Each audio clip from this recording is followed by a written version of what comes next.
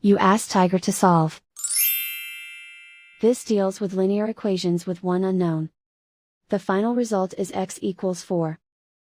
Let's solve it step by step. Group all constants on the right side of the equation. Add 1 to both sides. Simplify the arithmetic.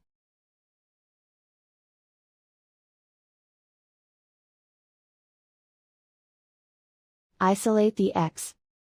Divide both sides by 3. Simplify the fraction. Find the greatest common factor of the numerator and denominator. Factor out and cancel the greatest common factor. And so the final result is x equals 4.